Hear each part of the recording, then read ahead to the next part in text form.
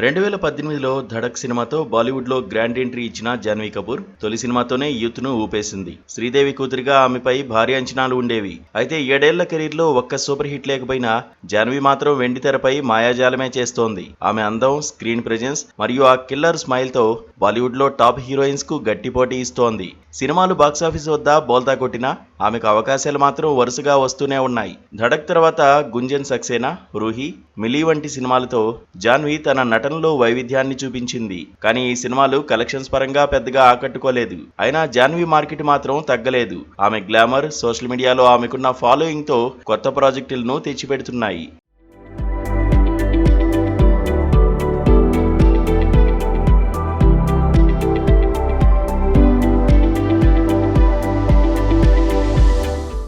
ఒకవైపు సినిమాలు హిట్ కాకపోయినా మరోవైపు ఆమె రెమ్యునరేషన్ మాత్రం ఆకాశాన్ని తాకుతోంది. ఒక్కో సినిమాకు 5 నుంచి 7 కోట్లు తీసుకుంటూ స్టార్ హీరోయిన్స్ కు సైతం సవాల్ విసురుతోంది. ఇది జాన్వీ కపూర్ మాస్. 2024లో జాన్వీ కపూర్ టాలీవుడ్ లోకి దేవర సినిమాతో అడుగుపెట్టింది.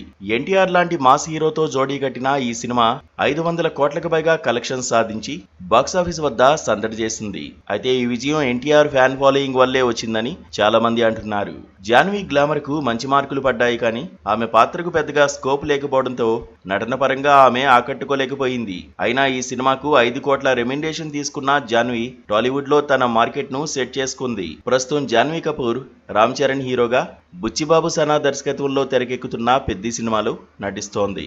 ఈ భారీ బడ్జెట్ చిత్రంలో ఆమె రోల్ గురించి ఇంకా క్లారిటీ రాలేదు. కానీ ఈ సినిమా హిట్ అయితే టాలీవుడ్ లో జాన్వీకి వరుస అవకాశాలు రావడం ఖాయం. ఈ సినిమాకు ఆమె 7 కోట్లకు పైగా రెమ్యునరేషన్ తీసుకుంటున్నట్లు టాక్. ఒకవైపు బాలీవుడ్, మరోవైపు టాలీవుడ్ జాన్వీ 2 చోట్ల సందడి చేస్తోంది. అయితే జాన్వీ కపూర్ కెరీర్ లో హిట్స్ లేకపోవడం ఒక ఎత్తైతే ఆమె క్రేజ్, మార్కెట్ మాత్రం అస్సలు తగ్గడం లేదు. బాలీవుడ్ లో ఆమె తదుపరి ప్రాజెక్టులు, టాలీవుడ్ లో పెద్ది లాంటి క్రేజీ చిత్రం ఆమెకు బిగ్ బ్రేక్ ఇస్తాయని ఫ్యాన్స్ ఆశిస్తున్నారు. ఆమె అందం, నటన మరియు స్టార్డమ్ తో ఒక భారీ కమర్షియల్ హిట్ కొట్టే రోజు దగ్గరలోనే ఉందని అంటున్నారు.